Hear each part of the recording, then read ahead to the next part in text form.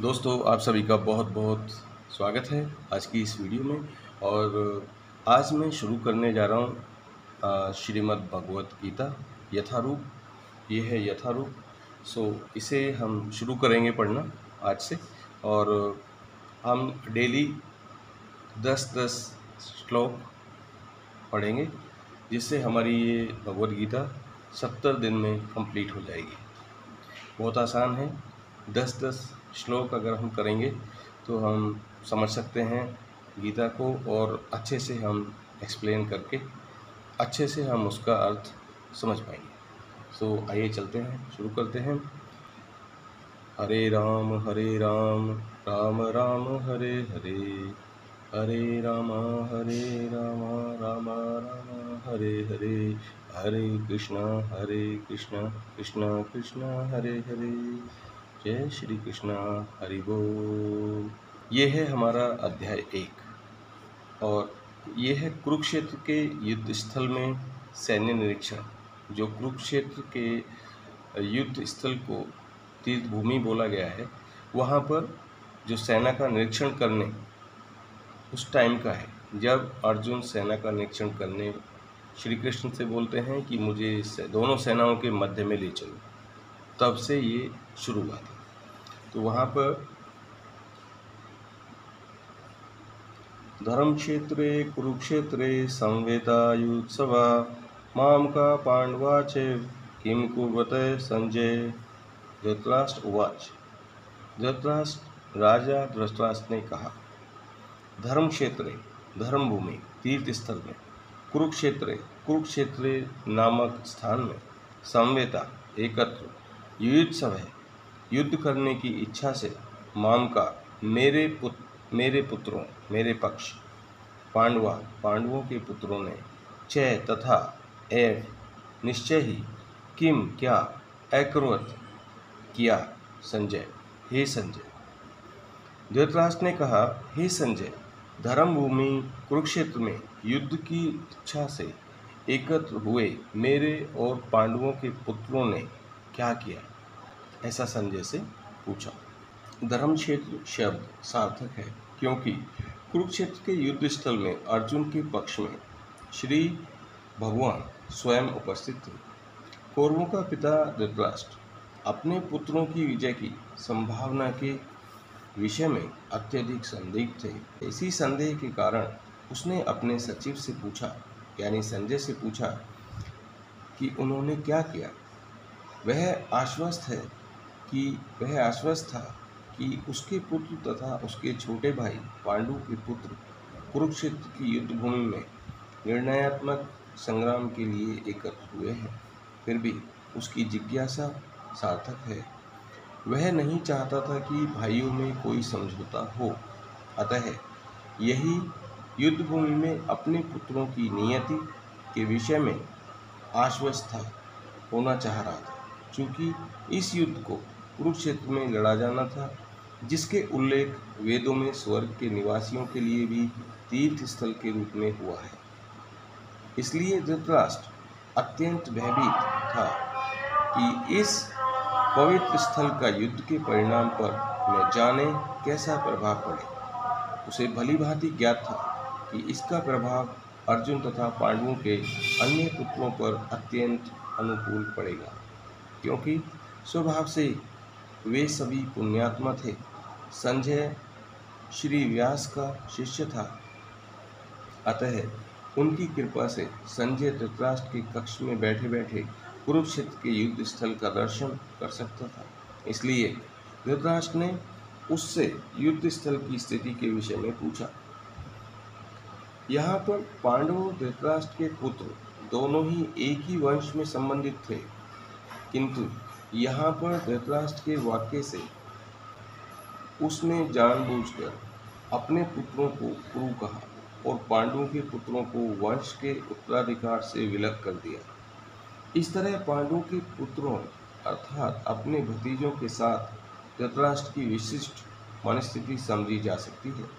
इस प्रकार धान के खेत में अवांछित पौधों को उखाड़ दिया जाता है, उसी प्रकार इस कथा के प्रारंभ से ही ऐसी आशा की जाती है कि जहाँ धर्म के पिता श्री कृष्ण उपस्थित हों, वहाँ कुरुक्षेत्र रूपी खेत में दुर्योधन आदि धृतराष्ट्र के पुत्र रूपी अवांछित पौधों को समूल नष्ट करके युधिष्ठिर आदि नितांत धार्मिक पुरुषों की स्थापना की जाएगी। यहाँ धर्मक्षेत्र तथा कुरुक्षेत्र शब्दों की उनकी ऐतिहासिक तथा वैदिक महत्ता के अतिरिक्त यही सार्थकता भी है।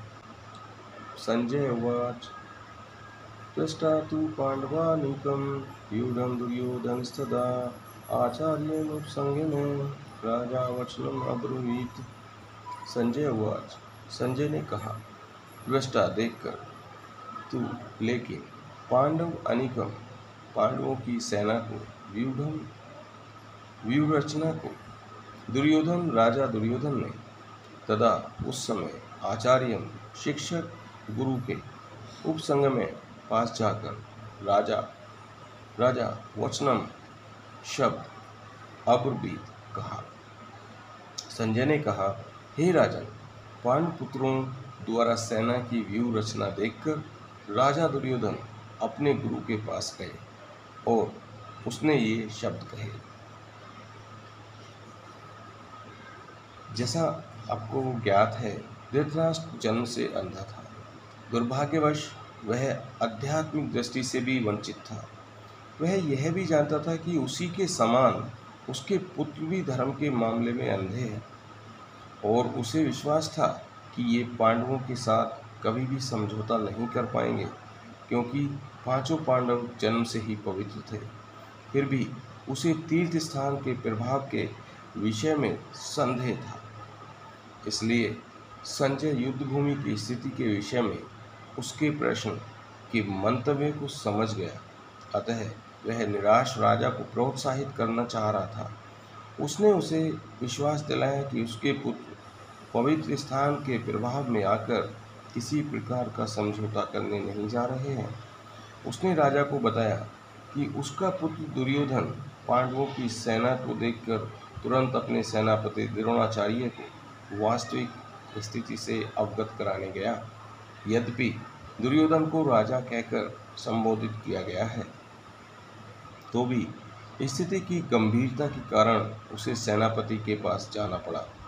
अतएव दुर्योधन राजनीतिज्ञ बनने के लिए सर्वथा उपयुक्त था, किंतु जब उसने पांडवों की व्यूह रचना देखी तो उसका यह कूटनीतिक व्यवहार उसके भय को छिपा न पाया।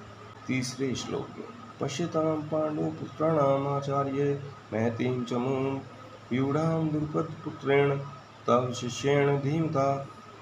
पश्य, देखिए, एताम इस पांडुपुत्राणाम पांडु के पुत्रों की आचार्य, हे आचार्य, महतीम विशाल चमूम सेना को व्यूढ़ाम व्यवस्थित द्रुपद पुत्रेण द्रुपद के पुत्र द्वारा तब तुम्हारे शिष्य द्वारा धीमता अत्यंत बुद्धिमान। हे आचार्य, हे गुरुगण, पांडु पुत्रों की विशाल सेना को देखें, जिसे आपके बुद्धिमान शिष्य द्रुपद के पुत्र ने इतने कौशल से व्यवस्थित किया है। इसका अर्थ बताते हैं कि परम राजनीतिज्ञ दुर्योधन महान ब्राह्मण सेनापति द्रोणाचार्य के दोषों को इंगित करना चाहता था। अर्जुन की पत्नी द्रौपदी के पिता राजा द्रुपद के साथ द्रोणाचार्य का कुछ राजनीतिक झगड़ा था। इस झगड़े के फलस्वरूप द्रुपद ने एक महान यज्ञ संपन्न किया, जिससे उसे एक ऐसा पुत्र प्राप्त होने का वरदान मिला जो द्रोणाचार्य का वध कर सके। द्रोणाचार्य इसे भली भांति जानता था। द्रुपद का पुत्र धृष्टम युद्ध शिक्षा के लिए उसको सौंपा गया, तो द्रोणाचार्य को उसे अपने सारे सैनिक रहस्य बताने पड़े। ये सारे रहस्य बताने में कोई झिझक नहीं हुई। अब धृष्टम कुरुक्षेत्र की युद्ध भूमि में पांडवों का पक्ष ले रहा था और उसने द्रोणाचार्य से जो कला सीखी थी, उसी के आधार पर उसने यह व्यूह रचना की थी। दुर्योधन ने द्रोणाचार्य की इस दुर्बलता की ओर इंगित किया, जिससे वह युद्ध में सजग रहे और समझौता न करें। इसके द्वारा वह द्रोणाचार्य को यह भी बताना चाह रहा था कि कहीं वह अपने प्रिय शिष्य पांडवों के प्रति युद्ध में उदारता न दिखा बैठे। विशेष रूप से अर्जुन उसका अत्यंत प्रिय और तेजस्वी शिष्य था। दुर्योधन ने यह भी चेतावनी दी कि युद्ध में इस प्रकार की उदारता से हार हो सकती है। चौथे श्लोक में अतशूरा महेश्वासा भीमार्जुन समायुधि युधानो विराटश्च द्रुपदश्च महारथे। अत यहाँ शूरा वीर महाश्वासा महान धनुर्धर भीम और अर्जुन समा के समान युद्ध में युधान विराट छह भी द्रुपद छह भी महारथ महान योद्धा। इस सेना में भीम और अर्जुन के समान युद्ध करने वाले अनेक वीर धनुर्धर हैं, यथा महारथी युधान विराट तथा द्रुपद। इसका अर्थ है यद्यपि युद्ध कला में द्रोणाचार्य की महानता शक्ति के समक्ष वृष्टगुण महत्वपूर्ण बाधक नहीं था, किंतु ऐसे अनेक योद्धा थे जिनसे भय था। दुर्योधन इन्हें विजय पथ में अत्यंत बाधक बताता है, क्योंकि इनमें से प्रत्येक योद्धा भी भीम और अर्जुन के समान दुर्जय थे। उसे भीम और अर्जुन के बल का ज्ञान था, इसलिए वह अन्यों की तुलना इस दोनों से करता था। पांचवें श्लोक में दृष्टकेतु श्रीकितनाम काशीराश्च वीर्यवान पुरुजित कुंती घोश्च शेबश्च नरपुंगवय। दृष्टकेतु चेकिता काशीराज च भी वीर्यवान अत्यंत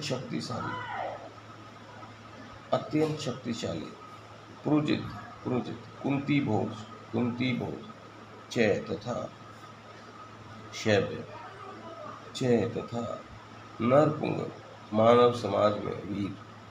दृष्टकेतु चेकिता काशीराज पुरुजित कुंती भोज तथा शैब्य जैसे महान शक्तिशाली योद्धा भी हैं। छठे श्लोक में बताते हैं युद्धामन्युश्च विक्रांत उत्तमोजाश्च वीर्यवान सुभद्रो द्रौपदेयाश्च सर्व एव महारथा। युद्धामन्यु च तथा विक्रांत पराक्रमी उत्तमौजा तथा अत्यंत शक्तिशाली सुभद्रा का पुत्र द्रौपदी के पुत्र तथा सर्वे सभी एव निश्चय ही महारथी हैं। बताते हैं पराक्रमी युद्धामन्यु अत्यंत शक्तिशाली उत्तमौजा सुभद्रा का पुत्र तथा द्रौपदी के पुत्र ये सभी महारथी हैं। यह गीता श्रीमद् एसी भक्ति वेदांत स्वामी प्रभुपाद, और यह जो गीता है श्रीमद् भगवद गीता यथारूप में है। इसमें जैसा संस्कृत में है उसी का अनुवाद किया गया है। यथारूप में ये भगवद गीता है। यदि आप भी भगवद गीता पढ़ना चाहते हैं तो यथारूप में ही पढ़ें, उसी से फ़ायदा है और उसी से ज्ञान भी मिलता है। यहाँ पर उन्होंने कहा है इस कलयुग में जो लोग पर्याप्त बुद्धिमान हैं वे भगवान की उनके पार्षदों सहित संकीर्तन यज्ञ द्वारा पूजा करेंगे। प्रत्येक व्यक्ति इस भौतिक शरीर रूपी रथ पर आरूढ़ है और बुद्धि इसका सारथी है, मन लगाम है और इंद्रियां घोड़े हैं। इस प्रकार मन तथा इंद्रियों की संगति से यह आत्मा सुख या दुख का भोगता है। संसार के सारे भौतिक कार्यकलाप प्रकृति के 3 गुणों के अधीन संपन्न होते हैं। यद्यपि प्रकृति के 3 गुण परमेश्वर कृष्ण से उद्भूत हैं, फिर भी भगवान कृष्ण उनके अधीन नहीं होते। कम बुद्धि वाले व्यक्ति देवताओं से अनुग्रह पाने की आशा करते हैं और ऐसी वस्तुएं प्राप्त करते हैं जो अस्थायी होती हैं और मृत्यु के समय समाप्त हो जाती हैं। वास्तव में ये सारे लाभ भगवान द्वारा ही प्रदान किए जाते हैं। योग में सिद्ध योगी अपने शरीर को त्यागने के स्थान तथा समय की व्यवस्था कर सकते हैं। अन्य मनुष्यों का इस पर कोई वश नहीं होता। मैं समस्त आध्यात्मिक और भौतिक जगतों का कारण हूँ। प्रत्येक वस्तु मुझी से उद्भूत है। जो बुद्धिमान यह भली भांति जानते हैं, वे मेरी प्रेम भक्ति में लगते हैं तथा हृदय से पूरी तरह मेरी पूजा में तत्पर होते हैं। विश्वरूप दर्शन पर मोहग्रस्त और आश्चर्यचकित रोमांचित हुए अर्जुन ने कहा, हे विश्वेश्वर, हे विष्णु, मैं आपके शरीर में अनेकानेक हाथ, पेट, मुख तथा आंखें देख रहा हूँ, जो सर्वत्र फैले हुए हैं और जिनका अंत नहीं है। आप में न अंत दिखता है, न मध्य और न आदि। भौतिक जगत रूपी वृक्ष आध्यात्मिक जगत रूपी वास्तविक वृक्ष का प्रतिबिंब मात्र है। इस भौतिक जगत रूपी वृक्ष में आसक्त रहने वाले व्यक्ति मनुष्य की मुक्ति की कोई संभावना नहीं होती। लेकिन मनुष्य आध्यात्मिक जगत रूपी वृक्ष को समझ लेता है, वह आत्मोन्नति कर सकता है। मृत्यु के समय जीव द्वारा विकसित की गई चेतना उसे दूसरे शरीर में ले जाती है। यदि जीव ने अपनी चेतना पशु जैसी बना रखी है तो उसे पशु का शरीर प्राप्त होता है। मैं प्रत्येक जीव के हृदय में आसीन हूँ और मुझसे ही स्मृति, ज्ञान तथा स्मृति होती है। मैं ही वेदों के द्वारा जानने योग्य हूँ। निसंदेह मैं वेदांत का संकलन करता तथा समस्त वेदों को जानने वाला हूँ। सदैव मेरा चिंतन करो, मेरे भक्त बनो, मेरी पूजा करो और मुझे नमस्कार करो। इस प्रकार तुम निश्चित रूप से मेरे पास आओगे। मैं तुम्हें वचन देता हूँ, क्योंकि तुम मेरे परम प्रिय मित्र हो। 8वें श्लोक में, अस्माकं तु विशिष्टा ये तानि बोधद्विजोतम नायकमं सैन्यस्य संज्ञातान् ब्रूवीमि ते। अस्माकं हमारे, तू लेकिन विशिष्टा विशेष शक्तिशाली ये जो तान उनको निबोध जरा जान लीजिए, जानकारी प्राप्त कर लें। द्विजोत्तम हे ब्राह्मण श्रेष्ठ, नायक सेनापति, कप्तान, मम मेरी, सैन्य सेना के, संज्ञार्थम सूचना के लिए, तान उन्हें, ब्रेवीमी बता रहा हूँ ते आपको। किंतु हे ब्राह्मण श्रेष्ठ, आपकी सूचना के लिए मैं आपकी सेना के उन नायकों के विषय में बताना चाहूँगा जो मेरी सेना को संचालित करने में विशेष रूप से निपुण हैं। ऐसा दुर्योधन द्रोणाचार्य को बता रहे हैं। 8वें श्लोक में, भवान भीष्म च कर्णश्च कृपश्च समितिश्च अश्वत्थामा विकर्णश्च सौमदत्ती स्ततवेव च। भगवान आप, भीष्म पितामह, च भी कर्ण, च और कृपाचार्य तथा समितिश्च सदा संग्राम विजयी, अश्वत्थामा, विकर्ण च तथा सोमदत्त का पुत्र तथा भी एव निश्चय ही च भी।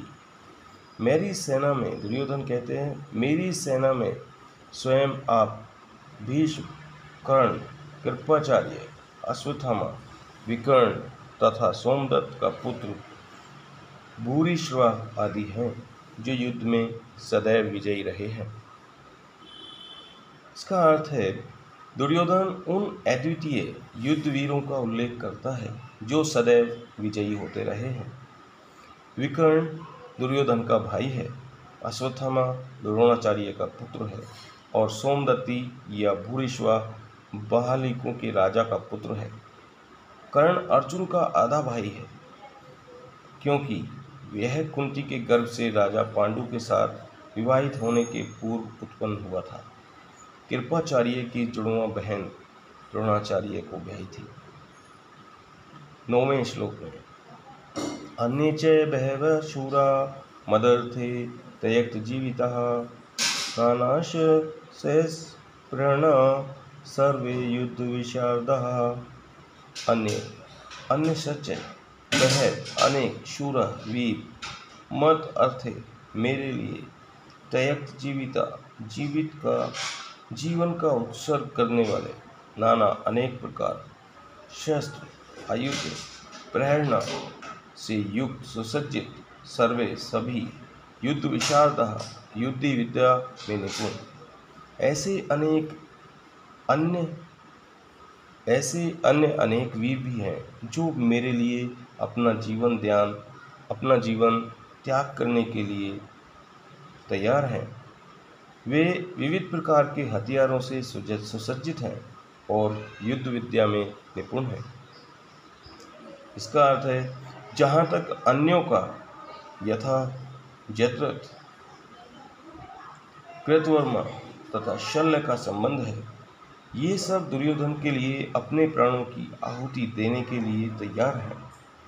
दूसरे शब्दों में यह पूर्वानिश्चित है कि ये अपापी दुर्योधन के दल में सम्मिलित होने के कारण कुरुक्षेत्र के युद्ध में मारे जाएंगे। निसंदेह अपने मित्रों की संयुक्त शक्ति के कारण दुर्योधन अपने विजय के प्रति आश्वस्त है। 10वें श्लोक में है पर्याप्तं दक्षमाकं बलं भीष्माभिरक्षितं पर्याप्तं त्विदमेतेषां बलं भीमाभिरक्षितं। अपर्याप्तम अपरिमेय तद वह अस्माकं हमारी बलम शक्ति भीष्म पितामह द्वारा अभिरक्षितम भली भांति संरक्षित पर्याप्तम सीमित तु लेकिन इदम यह सब एतेषां पांडवों की बलम शक्ति भीम द्वारा अभिरक्षितम भली भांति सुरक्षित। हमारी शक्ति अपरिमेय है और हम सब पितामह द्वारा भली भांति संरक्षित हैं, जबकि पांडवों की शक्ति भीम द्वारा भली भांति संरक्षित होकर भी सीमित है। इसका अर्थ है यहाँ पर दुर्योधन ने तुलनात्मक शक्ति का अनुमान प्रस्तुत किया है। वह सोचता है कि अत्यंत अनुभवी सेना नायक भीष्म पितामह के द्वारा विशेष रूप से संरक्षित होने के कारण उसकी सशस्त्र सेनाओं की शक्ति अपरिमेय है। दूसरी ओर पांडवों की सेनाएं सीमित हैं, क्योंकि उनकी सुरक्षा एक कम अनुभवी नायक भीम द्वारा की जा रही है, जो भीष्म की तुलना में नगण्य है। दुर्योधन सदैव भीम से ईर्ष्या करता था, क्योंकि वह जानता था कि यदि उसकी मृत्यु कभी हुई भी तो वह भीम के द्वारा ही होगी, किंतु साथ ही उसे दृढ़ विश्वास था कि भीष्म की उपस्थिति में उसकी विजय निश्चित है, क्योंकि भीष्म कहीं अधिक उत्कृष्ट सेनापति हैं। वह युद्ध में विजयी होगा, यह उसका दृढ़ निश्चय था। हरे राम राम राम हरे हरे, हरे कृष्णा कृष्णा कृष्णा हरे हरे। आज के 10 श्लोक थे जो हमने आज किए, और इसी तरीके से हम डेली कल भी करेंगे 10 श्लोक और 70 दिन तक लगातार करेंगे। सो अगर आपको पसंद आया है और आपको कुछ सीखने को मिला है आज के इस पार्ट से, सो आप कमेंट करें, लाइक करें, सब्सक्राइब करें, और मैं कल फिर से हाजिर होता हूँ एक और नई वीडियो में दूसरे 10 श्लोक के साथ। हरे कृष्णा, हरि बोल।